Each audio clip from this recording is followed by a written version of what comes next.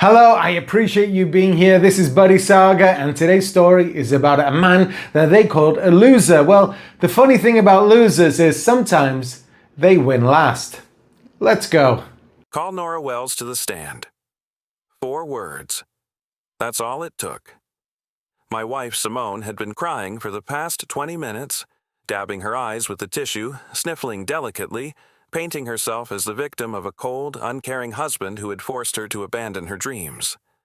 Her lawyer, a theatrical man named Randolph Steiger, had presented 40 pages of documentation, emails where I had supposedly pressured her to quit her job, text messages showing my controlling behavior, financial records proving she had given up a lucrative career to support my ambitions, 40 pages of carefully constructed lies. The judge, Honorable Miriam Castellano, had listened patiently, had reviewed the evidence, had seemed, if I'm honest, sympathetic to Simone's tearful performance. $15,000 a month. That's what Simone wanted, for the rest of her life, or until she remarried, whichever came later.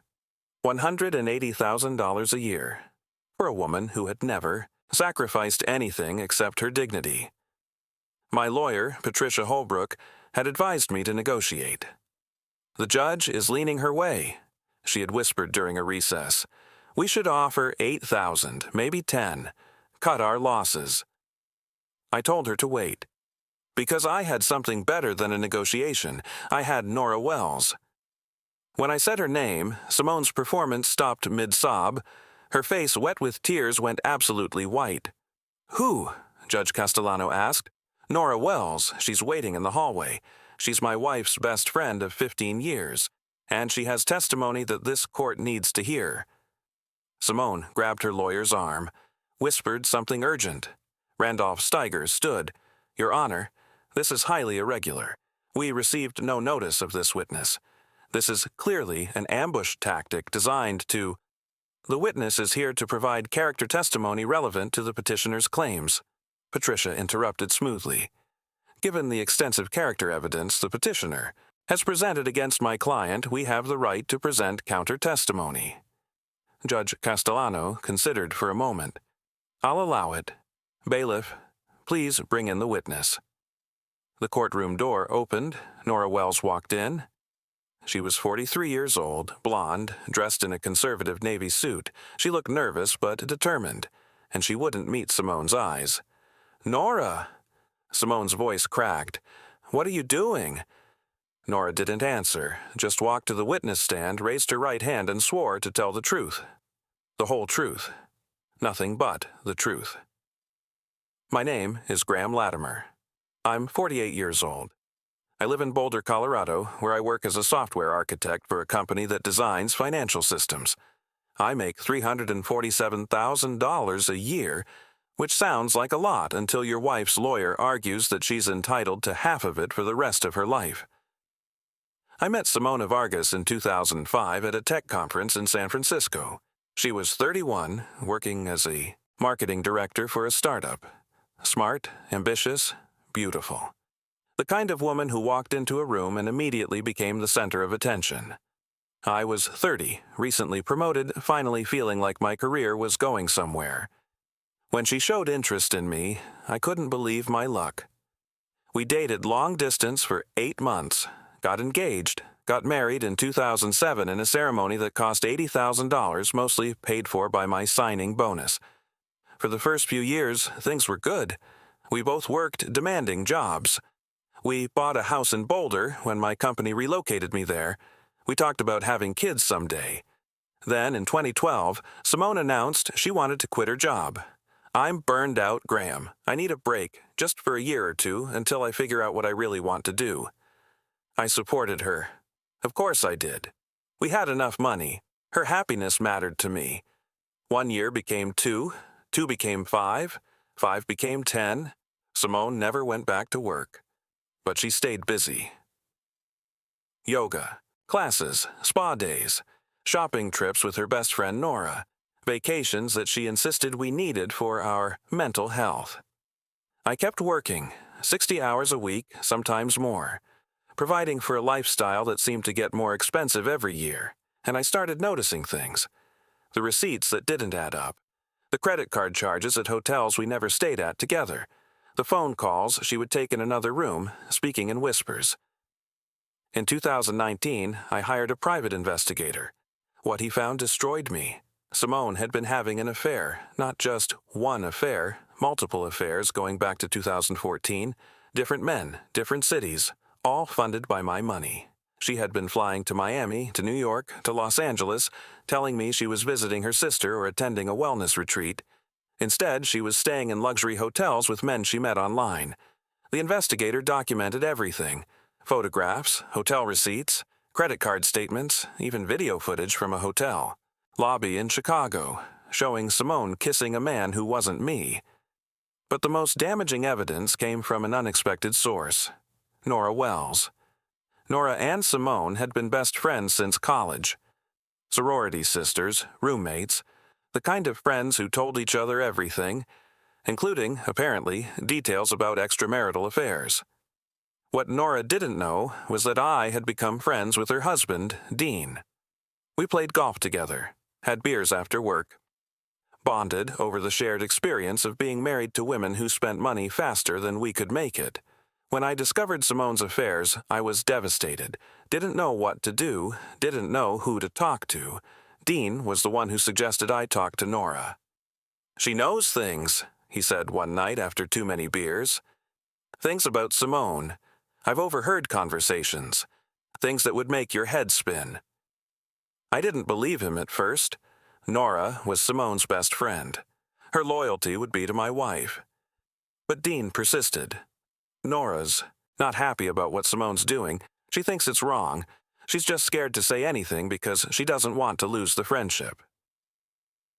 2 weeks later, I approached Norah privately. "I know about the affairs," I said. "I have evidence. I'm going to file for divorce, but I need to know the full truth. Everything." Norah looked at me for a long moment. I could see the conflict in her eyes. Then she said, "Meet me tomorrow. I'll tell you everything." And she did. What Norah told me was worse than I imagined. The affairs weren't just betrayals, they were part of a pattern, a system that Simone had perfected over years. She targeted wealthy men, married them or dated them long enough to become financially dependent. Then she milked them for everything she could. I wasn't her first husband. Before me, there had been a man named Theodore in Atlanta, married in 2000, divorced in 2004. Simone had walked away with a $2 million settlement. Before Theodore, there had been a brief marriage to someone named Marcus in her mid-20s. Annulled after 8 months, but not before she had cleaned out his savings account. I was husband number 3. And according to Norah, Simone had already identified husband number 4. His name was Bennett Crane. 62 years old, recently widowed, worth an estimated $40 million. Simone had met him at a charity gala 6 months ago, had been cultivating a relationship ever since. "She's planning to leave you," Norah said, "but she wants to time it perfectly, get as much alimony as possible, then marry Bennett and have access to his money, too." "Why are you telling me this?" Norah was quiet for a moment. "Because I'm tired of watching her destroy people, because she's been using me as her alibi for years, and I'm done covering for her. And because what? Because she's not just cheating on you with random men, Graham. One of the men she's been seeing is my husband." I stared at her. "Dean?" Norah nodded, tears in her eyes. "I found out 6 months ago. She's been sleeping with Dean for almost 2 years, right under my nose, while I covered for her other affairs." The betrayal was almost too big to comprehend. Simone hadn't just cheated on me. She had slept with her best friend's husband, had let Norah provide alibis while Norah's own marriage was being destroyed. "I want to help you," Norah said. "I want to make sure she doesn't get away with this. What do you need me to do?" "Testify. When the time comes. Tell the court exactly what you told me. She'll never speak to me again. After what she's done, would you want her to?" Norah thought about it. "No," she finally said, "I wouldn't." For the next 3 years, I gathered evidence. I didn't file for divorce immediately, couldn't. I needed time to build an airtight case, time to document everything, time to make sure that when I finally confronted Simone, she wouldn't be able to lie her way out of it. The private investigator kept working. More photographs, more receipts, more evidence of affairs, of hidden spending, of lies piled on lies. Norah provided testimony about everything she knew: the previous marriages, the financial schemes, the plan to divorce me and marry Bennett Crane. I hired a forensic accountant who discovered that Simone had been hiding money for years. Over $220,000 in accounts I didn't know about. Money skimmed from our household budget. Money moved through her sister's name. Money that should have been ours but had become hers alone. By 2023, I had everything I needed. 3 years of investigation, hundreds of documents, video evidence, financial records, and a star witness willing to testify about my wife's true character. I filed for divorce in January. Simone was shocked. She had been planning to file herself in her own time with her own narrative already prepared. My filing threw off her schedule, but she recovered quickly, hired Randolph Steiger, one of the most expensive divorce lawyers in Colorado, started building her case. Her strategy was simple: paint herself as the victim. She had sacrificed her career for me, she claimed, had given up her dreams to support my ambitions, had been emotionally neglected for years while I focused on work. She deserved $15,000 a month in alimony. For life. The 40 pages of evidence her lawyer presented were masterfully constructed. Out-of-context emails, selectively edited text messages, financial records that showed how much she had supposedly given up. It was all lies, but it was convincing lies. If I had tried to fight her story directly, it would have been my word against hers. He said, she said, the kind of battle where no one wins. That's why I needed Norah. Because Norah didn't have to argue about what happened. She had witnessed it. She could testify to things that Simone could never deny. And when I called her name in that courtroom, Simone knew immediately that everything was about to fall apart. Norah sat in the witness chair, hands folded in her lap. Miss Wells, Patricia began, how long have you known the petitioner, Simone Latimer? 22 years. We met in college and have been close friends ever since. Would you say you know her better than almost anyone? I thought I did. Miss Wells, do you have knowledge of Mrs. Latimer's life before she married my client? Randolph Steiger jumped up. Objection, relevance. Judge Castellano shook her head. I'll allow it. This goes to character. Proceed. Norah took a breath. Simone was married twice before she met Graham. The first marriage was to a man named Marcus Holden in 1998. It lasted 8 months. Simone left with approximately $47,000 from his savings account. Murmurs in the courtroom. Simone was shaking her head, mouthing, no, no, no. The second marriage was to Theodore Ashworth in Atlanta. They were married from 2000 to 2004. Simone received a $2 million settlement in the divorce. Did Mrs. Latimer disclose these previous marriages to my client before they wed? No. She told Graham that she had never been married before. I know because I was there when she said it. I hadn't known that Norah had been present when Simone lied to me about her past. Another piece of evidence I hadn't expected. Miss Wells, do you have knowledge of Mrs. Latimer's behavior during her marriage to my client? Yes. Norah's voice was steady now, determined. Simone has been having extramarital affairs throughout her marriage to Graham. Multiple affairs with multiple men. Objection. Steiger was on his feet again. This is hearsay. The witness has no direct knowledge. I have direct knowledge, Norah interrupted. I provided alibis for her. I lied to Graham when he asked where she was. I covered for her for years. Judge Castellano raised an eyebrow. Continue, Miss Wells. Simone would tell Graham she was visiting her sister, or attending a yoga retreat, or staying with me. Instead, she was meeting men in hotels, Miami, New York, Chicago, Los Angeles, all paid for with Graham's money. How many affairs are you aware of? At least 7 different men over the past 10 years, probably more that I don't know about. The courtroom was silent. Simone had stopped shaking her head. She was just staring at Norah with an expression of pure hatred. "Miss Wells, is there anything else you believe the court should know about Mrs. Latimer's behavior?" Norah looked at Simone for the first time since she had taken the stand. "Yes. One of the men Simone has been sleeping with is my husband, Dean Wells, for the past 2 years." The silence shattered into gasps and whispers. Even Judge Castellano looked shocked. "She had an affair with your husband? Her best friend's husband?" "Yes, Your Honor. I discovered it 6 months ago.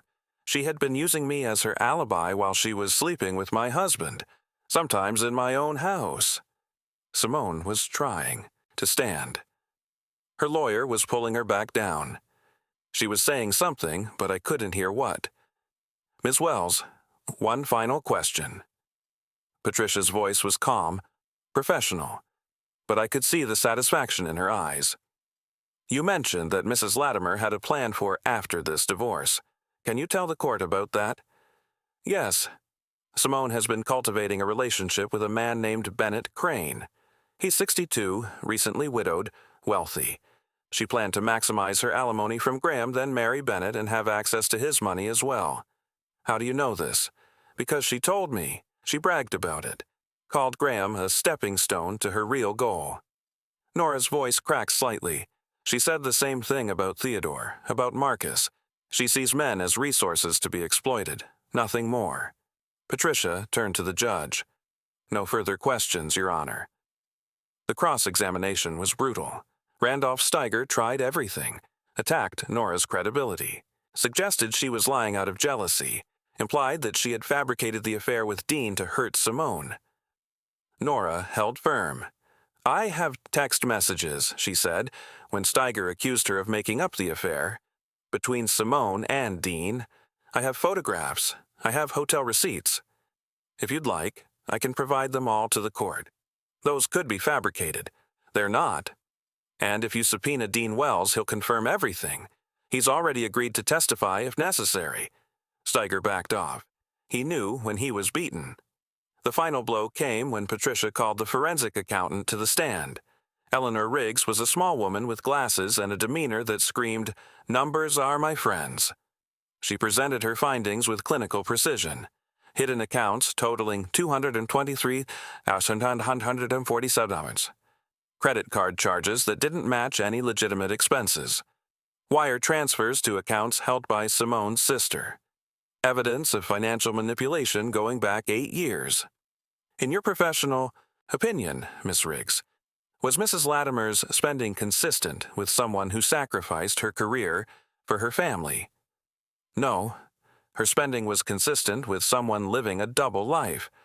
Expensive hotels, luxury purchases, travel to destinations that don't match any family activities.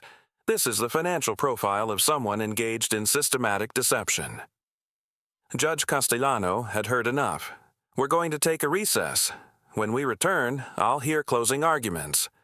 But I want both parties to understand something." She looked directly at Simone. "The evidence presented today paints a very different picture than the one in your initial petition, Mrs. Latimer. A very different picture indeed." Court was adjourned. During the recess, Simone tried to approach me.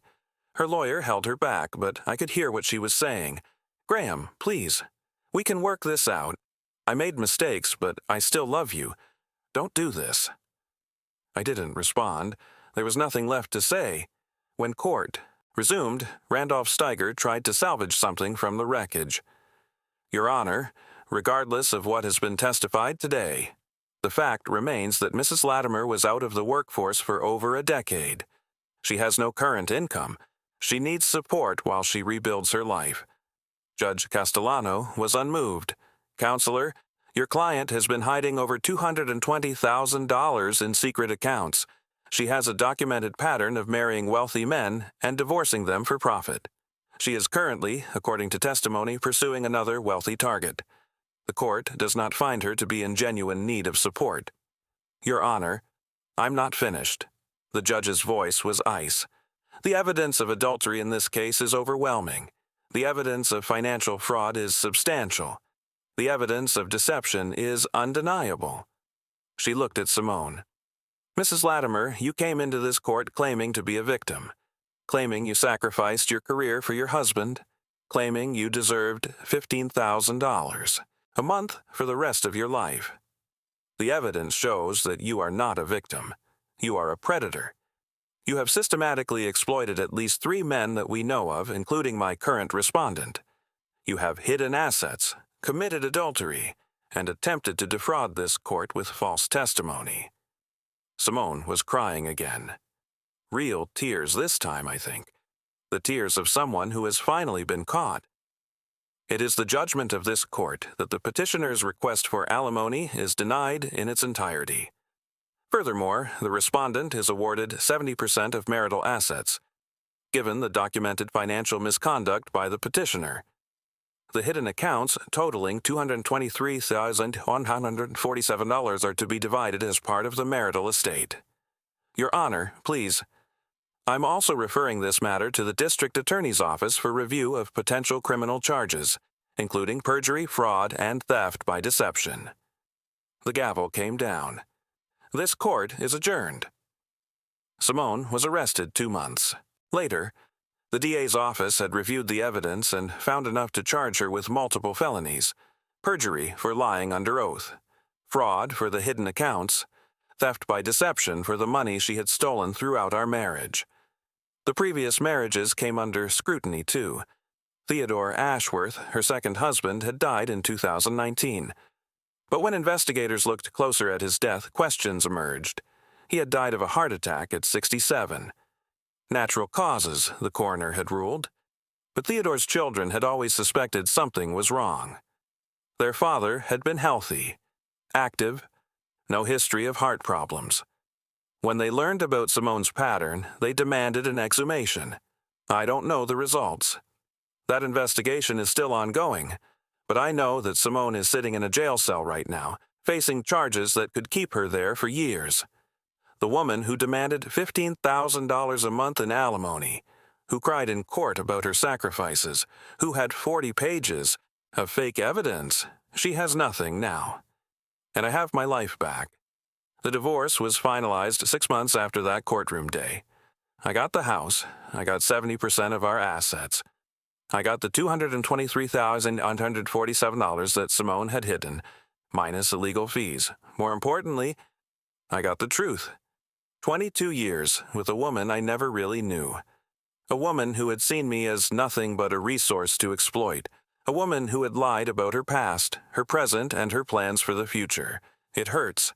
I won't pretend it doesn't, but it hurts less than living in ignorance. Less than continuing to fund her affairs and her schemes. Less than being the fool she thought I was. Norah and I have stayed in touch. She and Dean are divorced now.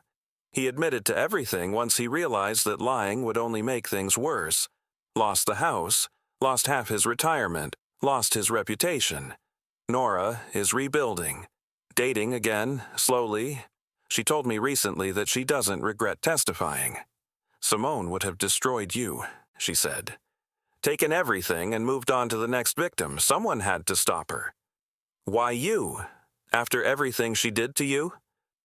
Because I knew the truth, and staying silent would have made me complicit. She's a better person than I gave her credit for. Bennett Crane, the wealthy widower Simone had been targeting, reached out to me after the trial. He had seen the news coverage, recognized Simone from the charity events where they had met. She was charming, he said, so attentive, made me feel like the most interesting man in the room. That's her gift. Thank you for exposing her. I was a month away from proposing. I didn't say anything. What was there to say? We were both victims of the same predator. It's been 18 months since that courtroom day. I'm 50 years old now. Still working at the same company. Still living in Boulder. Still processing everything that happened. I sold the house last year. Too many memories. Bought a smaller place in the mountains. Quieter. Peaceful. The kind of place where you can think without being haunted by the past. I started seeing a therapist.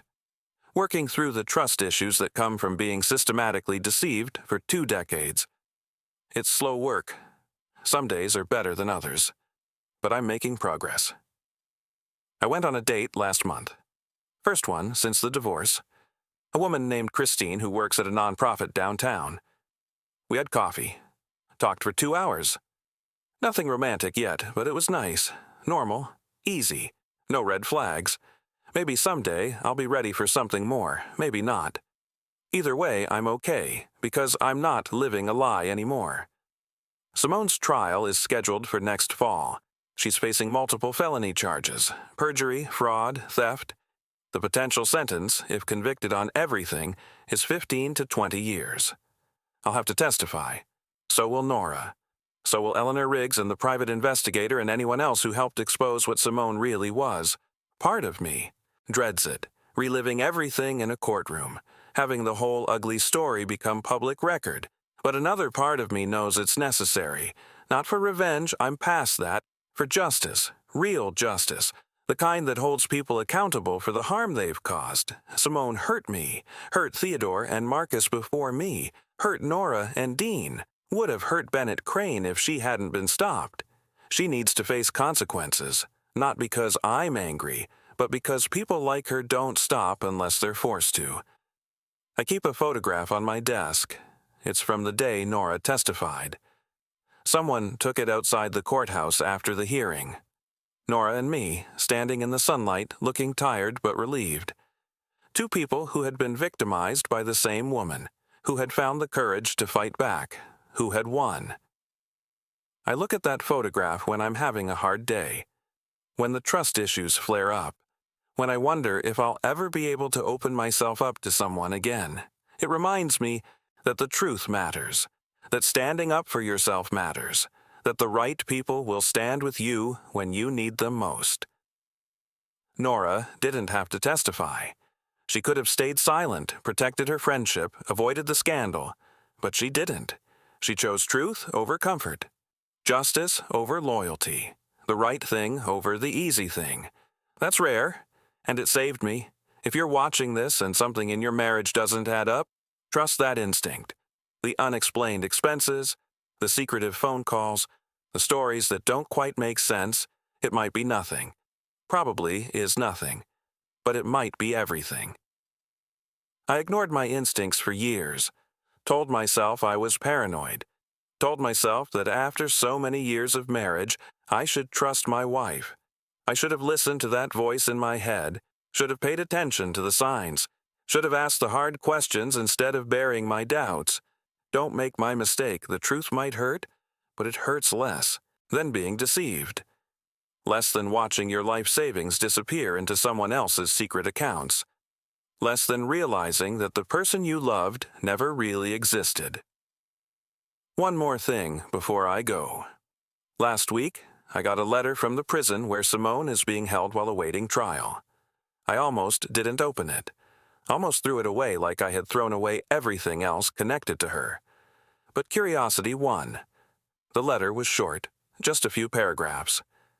I'll share one of them. Graham, I know you won't believe this, but part of me really did love you. Not the way you deserved. Not honestly. But there were moments when I thought maybe I could stop. Maybe I could be the wife you thought you had. I never could. There's something broken in me. Something that always wants more. I don't say this to excuse what I did, just to explain. I don't expect forgiveness, I just wanted you to know that you weren't entirely fooled. Some of it was real, just not enough. I read that paragraph twice. Then I did something I didn't expect. I felt sorry for her, not enough to forgive. Not enough to forget, but enough to recognize that Simone is damaged in ways that go beyond criminal behavior. That somewhere along the way, something in her broke. And instead of fixing it, she learned to use it as a weapon. She'll spend years in prison. She'll lose everything. She'll grow old behind bars while the world moves on without her. That's justice, but it's also sad. A wasted life, a trail of broken people, a woman who could have been something more but chose to be a predator instead. I folded the letter and put it in a drawer. Maybe someday I'll read it again. Maybe not. Either way, it's over. The marriage, the deception, the woman I thought I knew. All of it, finally, over. I'm standing in my kitchen, looking out at the mountains. The sun is setting, painting the peaks in orange and gold. It's quiet here, peaceful. 3 years ago, I was living a lie, married to a con artist, funding her affairs with my hard work, completely oblivious to the truth. Now I'm free. It cost me. The investigation, the lawyers, the forensic accountants, the emotional toll of discovering that 2 decades of my life had been built on deception, but it was worth it. Because I have something now that I didn't have before. The truth. And the truth, however painful, is something you can build on. You can trust it, rely on it, use it as a foundation for whatever comes next. That's what I'm doing now. Building. Slowly, carefully, one day at a time. I don't know what the future holds. Don't know if I'll ever fully trust another person again. Don't know if the damage Simone caused will ever completely heal. But I know I'm moving forward. That's enough for now. Moving forward into whatever comes next. Thanks for listening. This wasn't an easy story to tell. There are parts I left out, details too painful or too private to share. But the core of it is here. The deception. The discovery. The day in court when everything changed. If you're going through something similar, remember, you're not alone. There are people who will believe you. People who will help you.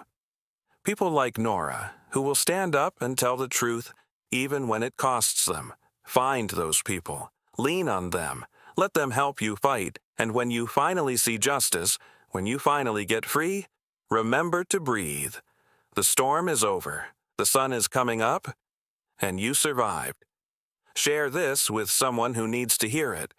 Someone who suspects their partner isn't who they claim to be. Someone who's afraid to dig deeper because they're scared of what they'll find. Tell them, the truth is always better than the lie. Always. I'll see you in the next one, in the